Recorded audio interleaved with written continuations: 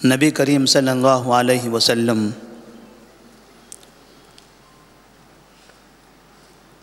کی مختصر سی اس سیرت کے دروس میں آج کے درس کا عنوان ہوگا مدینہ کی زندگی کے 3 حصے۔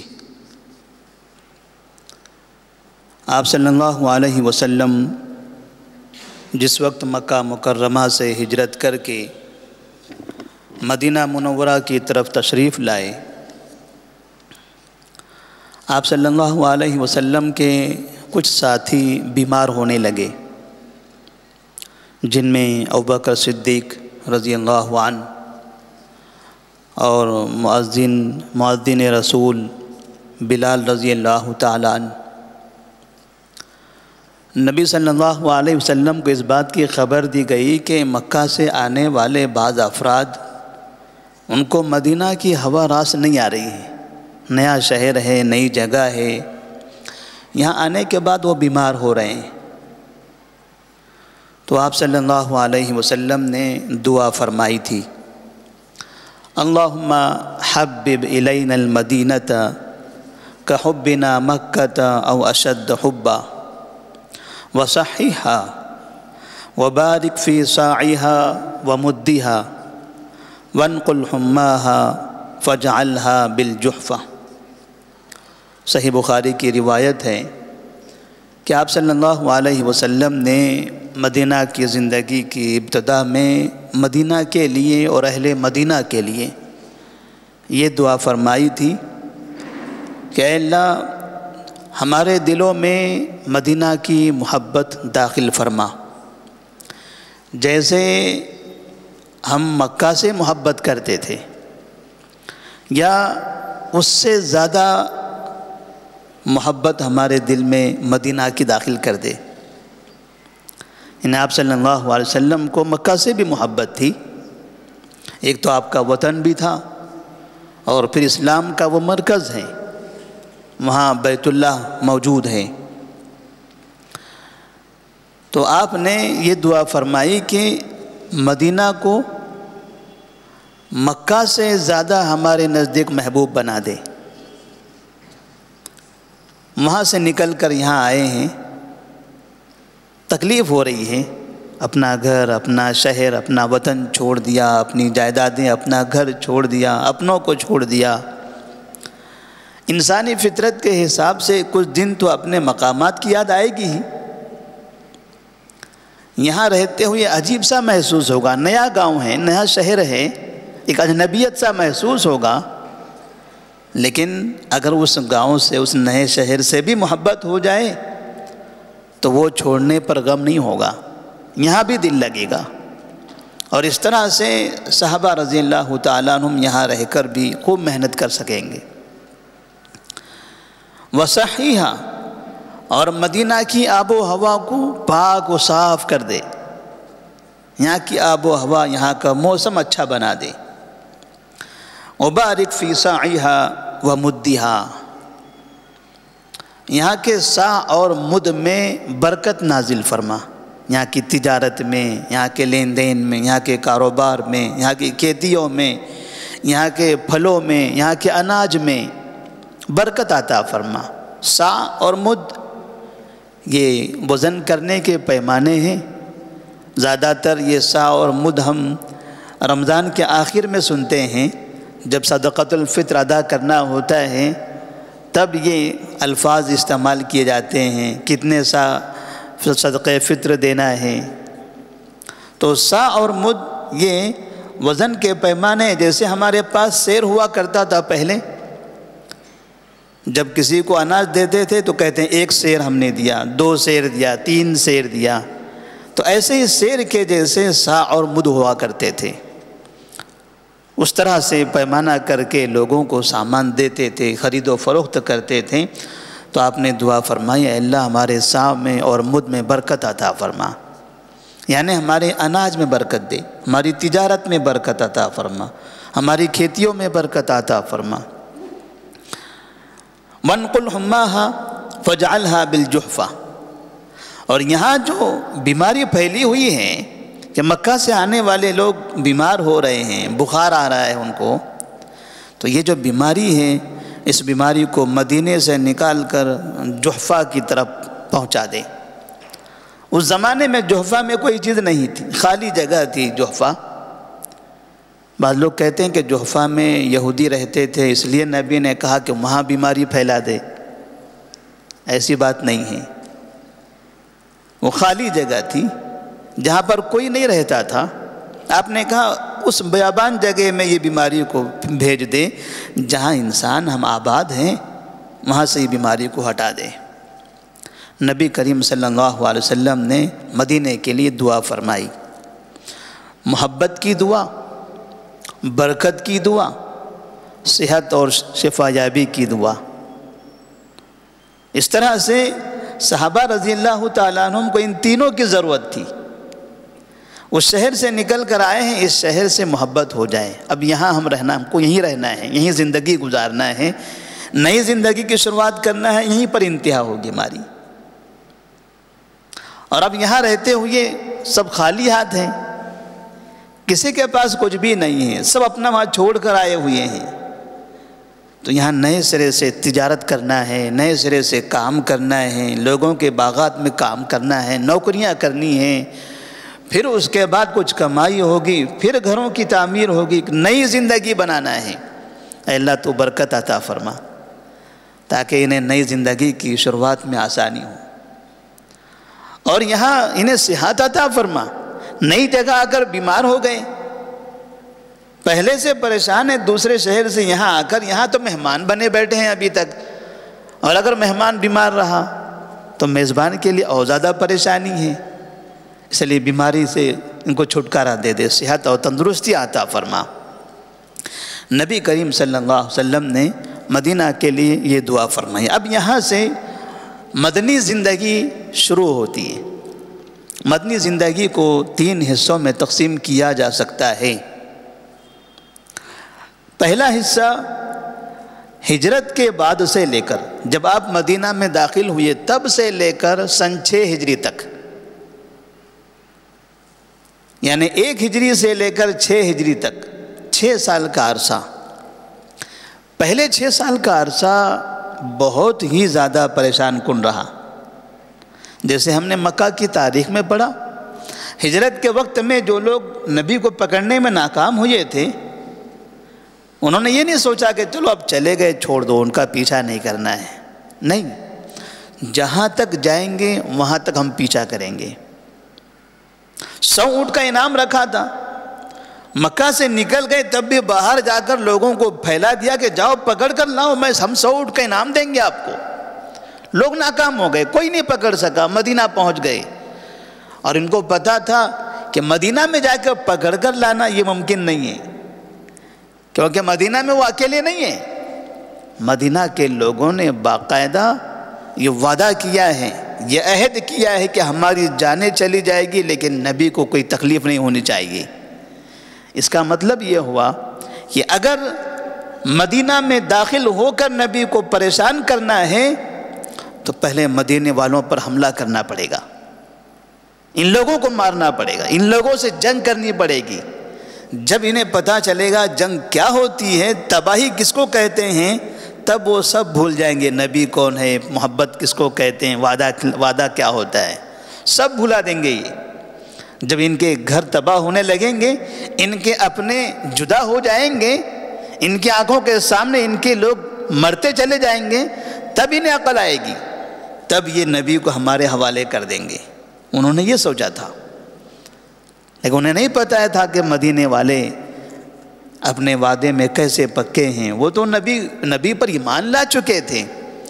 یہ کیسے ہو سکتا ہے کہ ایک مومن اپنے گھر والوں کو پریشان حال دیکھ کر یا گھروں کی تباہی کو دیکھ کر بدلے میں نبی کو کسی کے حوالے کر دے کہ جاؤ لے جاؤ قتل کر دو؟ جس کے دل میں ایمان ہو وہ ایسا کبھی نہیں کر سکتا۔ اس لیے نبی نے فرمایا تھا لا یؤمن احدکم حتی اکون احب الیہ من والدہ وولدہ والناس اجمعین، تم میں سے کوئی شخص اس وقت تک مومن نہیں ہو سکتا جب تک کہ ان کے ماں باپ، کسی آدمی کے ماں باپ، اس کے گھر والے، اس کے رشتہ دار، اس کے دوست احباب، دنیا کے تمام لوگ، اور وہ اپنی ذات، اس کی اپنی ذات کے مقابلے میں اس کے نزدیک محبوب نہ ہو جاؤں. وہ اپنی نفس کو ختم کرنے کے لیے تیار ہو جائیں لیکن مجھے چھوڑنے کے لیے نہیں. وہ اپنے رشتہ داروں سے جدا ہونے تیار ہو جائیں لیکن مجھ سے جدائی برداشت نہ کرے. مومن، اس کا ایمان اس وقت کامل ہو سکتا ہے جب سب کے مقابلے میں سب سے زیادہ اس کے دل میں میری محبت ہو. تقریباً 6 سال کا جو عرصہ گزرا، ہجرت کر کے آئے. دوسرے سال بدر کے مقام پر جنگ ہوئی. تقریباً مدینہ سے 130 کلومیٹر کے فاصلے پر. مکہ ہے 450 کلومیٹر کے فاصلے پر. اس کا مطلب وہاں سے تقریباً 300 کلومیٹر کا فاصلہ طے کر کے مدینہ کے قریب آ کر انہوں نے مدینے والوں سے جنگ کی ہے. اس جگہ پر ان کی خواہش تھی کہ مدینے والوں کو تباہ کر دے، لیکن اللہ تبارک و تعالیٰ نے مدینے والوں کو غلبہ عطا فرمایا. ناکام ہو گئے، ناکام ہو کر چلے گئے مکہ.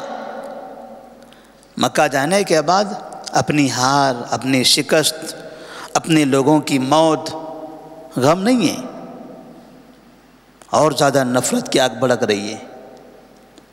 چھوڑو، اب ہمارے بڑے بڑے چلے گئے، کہاں جاتے ہیں، پھر جائیں گے، پھر ہمارے بڑے چلے جائیں گے. نہیں ان سے پنگا لینا ہے، لڑائی نہیں کرنا ہے ان سے، اب نہیں نقصان ہو رہا ہے. یہ نہیں سوچا انہوں نے یہ سوچا کہ پہلے سے زیادہ اور طاقت جمع کریں گے، فوج جمع کریں گے اور زیادہ ہمت کے ساتھ جا کر حملہ کریں گے، برابر انتقام لیں گے اور مدینے کی اینٹ سے اینٹ بجا کر رکھیں گے. پھر تیسرے سال ہجرت کا جب تیسرا سال شروع ہوتا ہے، جنگ احد ہوئی. یہ جنگ تو مدینہ سے 130 کلومیٹر کے فاصلے پر ہوئی تھی، مدینہ سے کافی دور. لیکن دوسری مرتبہ جب وہ ہمت کر کے آئے ہیں، نفرت کی آگ میں، دشمنی کی آگ میں شعلے بھڑکتے ہوئے جب وہاں سے نکلے ہیں، تب باقاعدہ مدینہ شہر سے بالکل بازو میں، احد پہاڑ کے پاس جس کے دامن میں مدینہ ہے، اتنے قریب پہنچ کر 450 کلومیٹر کا فاصلہ طے کر کے احد پہاڑ تک پہنچ گئے اور وہاں کے شہریوں پر حملہ کرنا چاہتے ہیں. یہ اسی وقت ممکن ہے جب آدمی کو اپنی طاقت پر مکمل اعتماد ہو، ورنہ اسے پتہ ہے کہ اگر ہم یہاں مارے گئے تو اپنے گھر پہنچنے تک کوئی نہیں بچنے والا ہے. اتنا لمبا فاصلہ ہے، وہ لوگ تو بھاگ کر اپنے شہر میں چلے جائیں گے، ہم کہاں پناہ لیں گے؟ راستے میں کوئی جگہ پناہ کی نہیں ہے، بھاگتے چلے جائیں گے. اگر انہوں نے پیچھا کر دیا تو ایک ایک کو چن چن کے ماریں گے. اس کا مطلب یہ ہوا کہ اتنا سامنے والے کے گھر میں داخل ہونا، مطلب یہ کہ ان کو اپنی طاقت پر بڑا اعتماد تھا. وہ سمجھتے تھے کہ ہم خاتمہ کر سکتے ہیں. دوسری مرتبہ احد پہاڑ پر آ گئے، وہاں پہنچ کر انہوں نے جنگ کیا. کئی طرح کے مسائل پیش آئے، نبی کریم صلی اللہ علیہ وسلم بھی اس میں زخمی ہو گئے، اور ایسا لگتا تھا، ایسا محسوس ہوتا تھا کہ اب مدینہ والے ختم ہو جائیں گے. اتنے زوردار طریقے سے ان کا حملہ ہوا، نبی کریم صلی اللہ علیہ وسلم پریشان ہو گئے، اور آپ صلی اللہ علیہ وسلم اللہ تبارک و تعالیٰ سے دعا کرنے لگے، اے اللہ یہ میری امت ہے، اے اللہ یہ میری امت ہے، اس امت کو بچا لے. اگر یہ امت ختم ہو گئی تو اس کے بعد تیری عبادت کرنے والا دنیا میں کوئی نہیں رہے گا. یہی لوگ تو ہیں پوری دنیا میں، اگر ان کا خاتمہ ہو گیا تو بچے گا کون؟ کوئی نہیں ہے، نہ طائف میں ہے، نہ حنین میں ہے، نہ تبوک میں، نہ یمن، کوئی نہیں ہے. اسی مدینہ شہر کے اندر ہیں جو مسلمان ہیں. اگر یہ پورے مسلمانوں کو گھیر کر مار دیا گیا تو کون بچے گا؟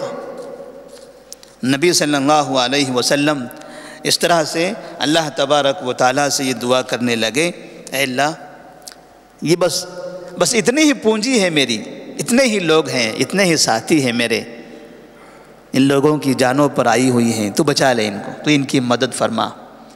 اس لیے کہ اتنی زیادہ طاقت سے انہوں نے حملہ کیا تھا کہ نبی کے قریب تک پہنچ گئے تھے۔ نبی کے قریب پہنچنے کا مطلب یہ تھا کہ سامنے والے لوگ کمزور ہو گئے تھے، کیونکہ جب تک مدینے والے کمزور نہ ہو جائیں تب تک مخالفین نبی تک نہیں پہنچ سکتے تھے۔ پہنچنے کا مطلب یہ ہوا کہ سامنے والے کمزور ہو گئے، ان پر حملہ سخت ہونے لگا، کئی لوگوں کی شہادتیں ہوئی، کئی لوگ زخمی ہو گئے۔ نبی صلی اللہ علیہ وسلم نے دعا فرمائی اور پھر جنگ ختم ہو گئی۔ اور اس کے بعد تیسری مرتبہ پھر بھی ناکام، مکمل طور پر کامیاب نہیں ہو سکے، چلے گئے واپس۔ پھر تیسری مرتبہ اور طاقت میں اضافہ کر کے اب انہوں نے سوچا کہ یہاں تک تو داخل ہو گئے، اب اور اس سے آگے بڑھ کر کوشش کریں گے، اس سے زیادہ طاقت جمع کریں گے، کیونکہ وہاں کے لوگوں کی طاقت کا اندازہ ہو چکا ہے۔ ہمیں پتہ ہو گیا کون کون ہیں، کیسے کیسے لوگ ہیں، کتنے کتنے بہادر قسم کے لوگ ہیں۔ ان کے مقابلے میں ایک ایک بہادر تیار کیا گیا۔ حمزہ ہیں، ان کے مقابلے میں یہ فلاں ہیں، عمر ہے، ان کے مقابلے میں ہمارے پاس فلاں ہے، علی ہیں، ان کے مقابلے میں ہمارے پاس یہ فلاں ہیں۔ یعنی مقابلے کے لیے باقاعدہ انہوں نے ایک ایک آدمی کا مقابلہ کرنے کے لیے افراد کو تیار کر لیا تھا، تاکہ کسی بھی طرح سے وہ لوگ نہ بچ سکیں۔ تقریباً ہجرت کا 5واں سال تھا، 2 سال تک انہوں نے طاقت جمع کی، افراد کو تیار کیا، مکہ سے نکلے، اور نکلتے ہوئے راستے میں جتنے قبائل تھے ان تمام قبائلوں کے پاس جا کر کہتے تھے ہمارے ساتھ مدینہ چلو۔ ہم کیوں؟ جنگ مکے اور مدینے والوں کے بیچ میں، ہم کہاں بیچ میں آ رہے ہیں؟ نہیں، آپ کو چلنا پڑے گا، اگر نہیں چلو گے تو ہمارے ہاتھ سے آپ ہی ختم ہو جاؤ گے، چلنا ہے آپ کو۔ چاہتے ہوئے نہ چاہتے ہوئے باقاعدہ اطراف کے جہاں راستے میں جتنے قبائل تھے تمام قبائل کے جانبازوں کو، جو ان میں لڑائی لڑ سکتا تھا، جن کے پاس ہتھیار تھے، جن کے پاس ساز و سامان تھا، ان سب کو ساتھ لیا، اور اس طرح سے مدینہ پہنچتے پہنچتے ایک بڑی فوج تیار ہو گئی۔ اسی کو جنگ احزاب کہتے ہیں۔ احزاب کا معنی ہوتا ہے کئی جماعتیں، یعنی صرف مکہ ہی کے لوگ نہیں تھے اب اس جنگ میں، بلکہ مکہ سے مدینہ تک آتے ہوئے راستے میں جتنے قبائل تھے سب کو جمع کر لیا تھا۔ اب انہیں اندازہ ہو گیا اب یہ آخری فیصلہ ہے، اب مدینے کا اس دھرتی پر کوئی نام و نشان نہیں رہے گا۔ خوش تھے اپنی فوج پر، اپنی طاقت پر۔ ادھر نبی صلی اللہ علیہ وسلم کو پتہ چلا کہ بہت بڑی فوج آ رہی ہے، اور ہمارے پاس تو افراد ہی نہیں ہیں، نہ ہتھیار ہیں، نہ افراد ہیں، نہ اتنی سواریاں ہیں۔ اگر ان کا آمنا سامنا کریں گے تو ہم میں سے کوئی بھی نہیں بچنے والا ہے۔ آپ کو بھی اندازہ ہو گیا، آپ نے چند بڑے بڑے صحابہ کو جمع کیا۔ کیا کرنا چاہیے؟ فوج تو بہت بڑی آ رہی ہے، اگر وہ لوگ مدینہ میں داخل ہو گئے تو مدینہ شہر کا کوئی حصہ ان کی قدموں سے خالی نہیں رہے گا۔ اتنی بڑی فوج، ایک شہر میں اتنی بڑی فوج داخل ہو جائے، یہاں عورتیں ہیں، بچے ہیں، سب ملا کر اتنے ہیں، وہ تو صرف جوان لوگ ہیں، ان کی تعداد ہم سے زیادہ ہے۔ آپ صلی اللہ علیہ وسلم نے صحابہ رضی اللہ تعالیٰ عنہم کو جمع کیا، کہا کیا کرنا چاہیے ایسی صورت میں؟ آمنا سامنا ہوگا ان سے؟ لڑائی کر سکیں گے؟ کیسے لڑائی کرنا پڑے گا؟ لوگوں نے کہا مشکل ہے، اب کوئی راستہ نظر نہیں آتا ہے۔ سلمان فارسی رضی اللہ تعالیٰ عنہ نے کہا یا رسول اللہ صلی اللہ علیہ وسلم، آمنا سامنا ممکن نہیں ہے، ایک ایک آدمی لڑائی کرے یہ بھی ممکن نہیں، پوری فوج کا آمنا سامنا کیا جائے یہ بھی ممکن نہیں، مدینہ آنے تک ان کا انتظار کیا جائے یہ بھی ممکن نہیں، ہم ہی لوگ ادھر آگے راستے میں جا کے وہیں روک کے ان کو مار دیں یہ بھی ممکن نہیں، کوئی بھی راستہ نہیں ہے، تب کریں گے کیا؟ کہا ایک ہی راستہ ہے، بغیر کسی مقابلے کے اپنے مدینہ شہر کا دروازہ بند کر دو، دروازہ بند کر دیا جائے، کوئی اندر نہ آ سکے۔ وہ کیسے ہو سکتا ہے؟ کہا کہ مدینہ کے جغرافیہ کے اعتبار سے ایک طرف پہاڑی ہے، ایک طرف کھجور کے مکمل باغات ہیں، ایک طرف سے حرہ وہ زمین ہے جس زمین پر انسان چلے تو انسان کے پیروں میں سوراخ ہو جائے، گھوڑا اونٹ چلے تو اس کے پیر چھلنی ہو جائے، ایک طرف وہ زمین ہے۔ تو جہاں ایسی زمین ہے وہاں سے وہ اندر نہیں آ سکتے، جہاں کھجور کے باغات ہی باغات ہیں ان باغات میں سے ان کی فوج کیسے گھسے گی؟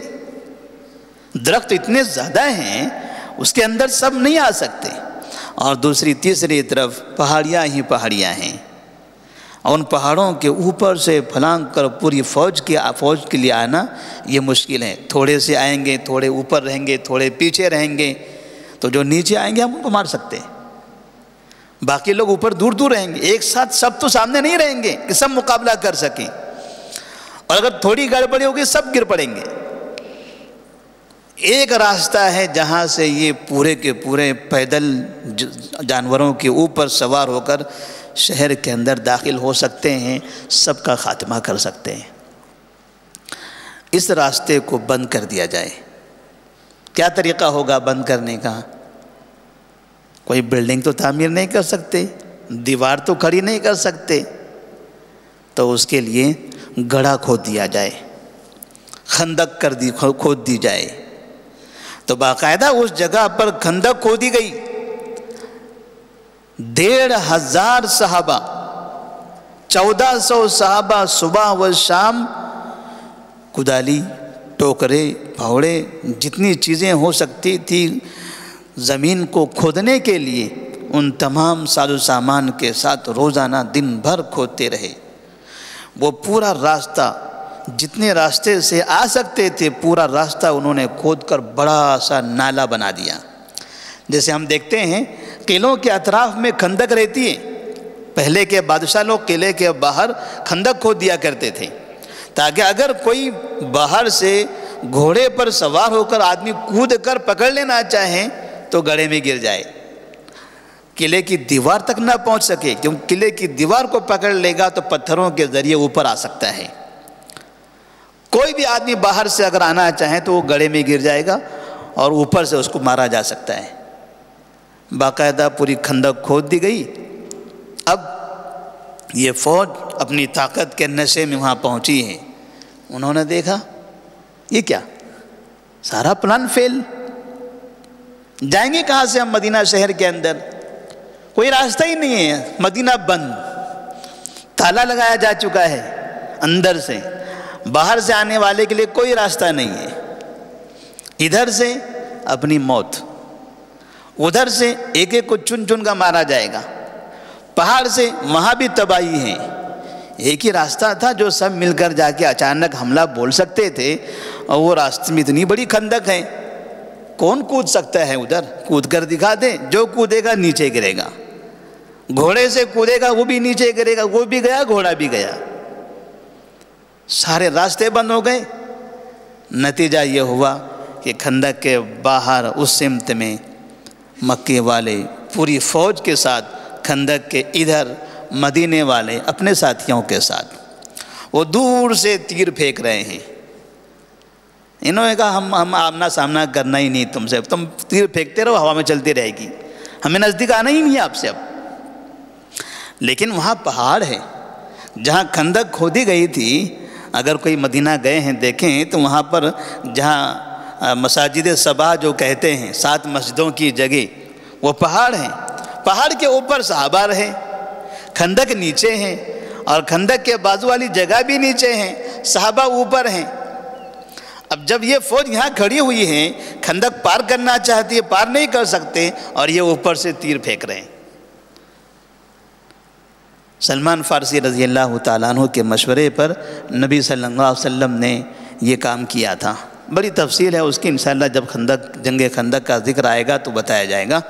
اس کے بعد یہ 5 ہجری کا واقعہ ہے، تقریباً مکے والے ہار چکے تھے، ان کی ہمت ہار گئی، پست ہو گئی، کوئی طریقہ باقی نہیں رہ گیا، اور پھر اللہ تبارک و تعالیٰ کی طرف سے تیز آندھی بھی آئی، سب کے سب بھاگ کر مکہ مکرمہ چلے گئے۔ اب یہاں سے ان کے پاس دوبارہ مدینہ آنے کے لیے پیٹرول ہی نہیں رہا، کوئی راستہ نہیں، اب نہیں، ہمت نہیں ہے اب آنے کی۔ پوری فوج جو آخری فوج ہو سکتی تھی مکمل آزمائی کر لی، اب کوئی راستہ نہیں ہے۔ تب مدینہ منورہ میں نبی صلی اللہ علیہ وسلم خواب دیکھتے ہیں۔ ابوبکر صدیق رضی اللہ تعالیٰ عنہ سے بیان کرتے کہ میں نے خواب دیکھا ہے کہ میں مکہ جا رہا ہوں، کعبے کا طواف کر رہا ہوں، عمرہ کر رہا ہوں۔ صحابہ نے کہا یا رسول اللہ آپ کا خواب بالکل سچا، چلیے مکہ چلتے ہیں۔ اب وہ آنے سے رہے، اب نہیں آ سکتے وہ لوگ، اب ہم جائیں گے، اب یہاں سے ہمارا داخلہ شروع ہو جائے گا مکہ مکرمہ کے اندر۔ یہاں سے اب مدنی زندگی کی تاریخ پلٹ گئی۔ ابھی تک مکے والے پہنچتے تھے، اب مدینے والے مکہ کی طرف جا رہے ہیں، کوئی خطرہ نہیں، کوئی پریشانی نہیں، مکمل ہمت کے ساتھ آپ صلی اللہ علیہ وسلم مکہ سے بالکل قریب میں پہنچ گئے حدیبیہ کے مقام پر۔ مکہ کی طرف سے ایک آدمی آیا، چاہتے تو بڑی فوج لے کر ان سب کا مقابلہ گھر میں کر سکتے تھے، صلح حدیبیہ مکہ سے بالکل قریب میں ہیں، اتنا لمبا فاصلہ طے کر کے یہ لوگ آپ کے گھر میں آئے ہوئے ہیں، آپ تو وہاں مارنا چاہتے تھے نا، چلیے یہیں جنگ کر لیجیے۔ اب کسی کو ہمت نہیں ہے۔ ایک آدمی کو انہوں نے بھیجا، جائیے ریکویسٹ کیجیے ان سے، فرمائش درخواست کر دیجیے کہ چلے جاؤ، آج مت آئیے، آپ شہر میں آئیں گے ہماری ناک کٹ جائے گی، ہم نے نکالا تھا، اور بڑی ہمت کے ساتھ شہر میں داخل ہو گئے، کعبے کا طواف بھی کر لیا، واپس بھی چلے گئے، کسی کا کوئی نقصان نہیں ہوا۔ پورا عرب کیا کہے گا ہم کو، ہماری ذلت رسوائی کا وقت آ گیا۔ کہا کہ ٹھیک ہے آپ کی ذلت کے لیے ہمیں منظور ہے، ہم چلے جاتے ہیں واپس، لیکن ساتھ میں کچھ معاہدے بھی ہوں۔ اب یہاں سے ہمارے درمیان معاہدہ ہونا چاہیے، آپ وہاں سے آؤ، ہم یہاں سے آئیں، دو ہاتھ ہو، یہ ضرورت نہیں ہے، امن سے رہنا ہے، امن کا معاہدہ کرو، اگر یہاں امن کا معاہدہ نہیں ہے تو مارے جاؤ گے، تم نے پوری طاقت آزمائی کر لی، اب تمہارے پاس کوئی قسم کی طاقت نہیں ہے، اب تھوڑا بھی اگر تم نے شرارت کی تو باقاعدہ تمہیں جواب دیا جائے گا، تو بہتر ہے کہ اپنی حفاظت چاہتے ہو تو امن کا معاہدہ کر لو۔ حدیبیہ کے مقام پر امن کا معاہدہ ہوا۔ یہ معاہدہ ہوا کہ ہم اور آپ مکہ اور مدینہ والے 10 سال تک کوئی بھی جنگ نہیں کریں گے، 10 سال تک کوئی جنگ نہیں کریں گے۔ اس کا مطلب مدینہ مکمل محفوظ ہو گیا، مکہ تو محفوظ تھا، نبی اور صحابہ کبھی ان پر حملہ چاہتے ہی نہیں تھے، حملہ تو یہ کرنا چاہتے تھے۔ امن کا معاہدہ ہوا، فائدہ مسلمانوں کو ہو گیا۔ امن کا معاہدہ ہو جانے کے بعد اب یہاں سے مکمل طور پر نبی صلی اللہ علیہ وسلم دوسرے کام کے لیے فارغ ہو گئے۔ یہ مدنی زندگی کا پہلا حصہ ختم ہو گیا۔ سن 6 ہجری کے بعد سے لے کر سن 8 ہجری تک، 7 اور 8 2 سال، یہ 2 سال میں مدینہ والے مکمل محفوظ تھے، اطراف میں کہیں سے بھی دشمن کے آ کے حملہ کرنے کی کوئی ایسی امید نہیں، کہیں سے کوئی خطرہ نہیں تھا۔ لہٰذا جب امن آیا تو اب ایمان کی دعوت دینے میں آپ کو آسانی ہو گئی، اور باقاعدہ صرف 2 سال کے اندر ایمانی دعوت، اسلام کی دعوت، آپ کے اخلاق سے متاثر ہو کر لوگ اس طرح سے اسلام میں داخل ہوئے کہ باقاعدہ سن 8 ہجری میں مکہ مکمل کا مکمل نبی کی ہاتھ میں آ گیا۔ اس کو کہتے ہیں فتح مکہ۔ 8 ہجری میں مکہ فتح ہو گیا۔ کیسے فتح ہوا؟ نام تو فتح لکھا جاتا ہے، فتح مکہ۔ ایسا نہیں کہ آپ تلواریں لے کر گئے ہوں، فوج لے کر گئے ہوں، لوگوں کو مار کے آپ نے حملہ کر دیا، نہیں، کچھ بھی نہیں، بس آپ داخل ہوئے، سب کے سب سرنڈر ہو گئے۔ کسی نے آمنا سامنا نہیں کیا، کسی نے لڑائی کی کوئی کوشش نہیں کی۔ آپ بھی عمرہ کرنا چاہتے تھے، چلے گئے مکہ کے اندر، اور جو کل تک کے دادا گیری کرتے تھے، آنکھیں دکھاتے تھے، تلواروں سے حملہ کرنے کی کوشش کرتے تھے، اب وہ ہاتھ جوڑے ہوئے نبی کے سامنے موجود ہیں۔ محمد اب ہمارا کیا ہوگا؟ اتنا تکلیف دیا ہم نے آپ کو، 13 سال مکہ میں، 6 سال مدینہ میں رہتے ہوئے، 20 سال کا عرصہ گزر گیا قریب قریب، 20 سال تک ہم نے آپ کو پریشان کیا ہے۔ اب ہم آپ کے قبضے میں آ گئے، ہم کمزور پڑ گئے، آپ کے پاس طاقت آ گئی، اب کیا ہوگا ہمارا؟ نبی نے کہا تم کو کیا لگتا ہے میں آپ کے ساتھ کیا کروں گا؟ لوگوں نے کہا آپ اچھے انسان ہیں، اچھے انسان کے بیٹے ہیں، آپ سے اچھائی کی امید ہے۔ کہا لا تثریب علیکم اليوم اذهبوا فانتم الطلقاء، جاؤ، کوئی مسئلہ نہیں ہے، تم نے 20 سال تک مجھے پریشان کیا ہے، 20 سال کا جواب تم سے انتقام سے نہیں لیا جائے گا، جاؤ۔ ساری تاریخ ہم بھلا دیتے ہیں، مظلومیت کی ساری داستانیں ہم اپنے دماغ سے نکال دیتے ہیں، کسی کے ساتھ بھی کوئی برا سلوک نہیں ہوگا، یہ شہر امن والا ہوگا، جاؤ تم آزاد ہو، اپنے اپنے دین پر رہو، جیسا تم کو رہنا ہے، یہاں کسی کے ساتھ برا سلوک نہیں، کسی کو پکڑا نہیں جائے گا، کسی کو مارا نہیں جائے گا، پرانے واقعات کو کھنگال کر مجرم نہیں بنایا جائے گا، جاؤ آزاد ہو۔ بس یہ معافی کا اعلان گویا کہ ان کی زندگی میں انقلاب برپا کرنا تھا۔ چند ہی دنوں کے بعد دیکھتے دیکھتے مکہ والے پورے کے پورے مسلمان ہو گئے۔ سن 8 ہجری تک کا یہ دوسرا مرحلہ تھا مدنی زندگی کا۔ پھر اب 8 ہجری سے لے کے 11 ہجری تک آپ کی وفات تک یہ تیسرا مرحلہ شروع ہوتا ہے۔ مکہ فتح ہو گیا، مکہ اور مدینہ اب مسلمانوں کے ہاتھ میں ہیں، نبی صلی اللہ علیہ وسلم کے پاس۔ 8 ہجری کے بعد اب خطرہ کس سے ہے؟ کسی سے نہیں ہے۔ جو خطرات اطراف میں یہودیوں سے تھے وہ تو ایسے ہی نپٹا لیے گئے، یہودیوں سے کوئی بڑا خطرہ نہیں رہا۔ آپ نے ان سے معاہدے کر لیے، اس کی تفصیل بھی انشاءاللہ آگے کی جب ہم اس کی واقعات پڑھیں گے تب بتائیں گے۔ تقریباً 8 ہجری سے لے کر 11 ہجری کے درمیان میں طائف فتح ہوا، حنین فتح ہوا، یہ مکہ تو پہلے فتح ہو گیا، اس کے بعد تبوک کا علاقہ فتح ہوا، تبوک جو مدینہ سے شمال میں ہے، اور مکہ، طائف، حنین جو مدینہ کے جنوب میں ہیں۔ مدینہ سے 450 کلومیٹر ادھر اور مدینہ سے اتنے ہی فاصلے پر شمال میں، یہ پورا کا پورا علاقہ اب مسلمانوں کے ہاتھوں میں تھا۔ اللہ تبارک و تعالیٰ فرماتے ہیں اذا جاء نصر اللہ والفتح ورأيت الناس يدخلون في دين الله افواجا فسبح بحمد ربك واستغفر انه كان توابا۔ اے محمد صلی اللہ علیہ وسلم، آپ کا جو کام تھا ہو گیا۔ مکہ بھی اسلام توحید کا مرکز، مدینہ بھی توحید کا مرکز، مکہ اور مدینہ کے اطراف بھی توحید نافذ ہو چکی ہے، توحید کی دعوت عام ہو چکی ہے، لوگ کثرت سے اسلام میں داخل ہونے لگے، الگ الگ قبیلے، دور دور کے لوگ، یمن کے لوگ بھی، ملک شام کے لوگ بھی، عراق کے لوگ بھی، سب چاہتے ہیں کہ ہم اسلام قبول کر لیں۔ اسلام اب لوگوں کے دلوں میں داخل ہونے لگا ہے، اب شکوک و شبہات، وہ دشمنیاں، وہ نفرتیں ختم ہو گئی، کیونکہ دنیا نے سب دیکھ لیا، ساری چیزیں کر کے، بدنام کر کے بھی دیکھ لیا، ہاتھا پائی کر کے دیکھ لیا، حملے کر کے دیکھ لیا، انہیں اندازہ ہو گیا نہیں یہ حق والے ہیں، یہ اللہ والے ہیں، ان کا ساتھ دینا، ان کے ساتھ رہنا ضروری ہے، تبھی دنیا میں کامیاب ہو سکتے ہیں۔ اس طرح سے لوگ فوج در فوج اسلام میں داخل ہونے لگے۔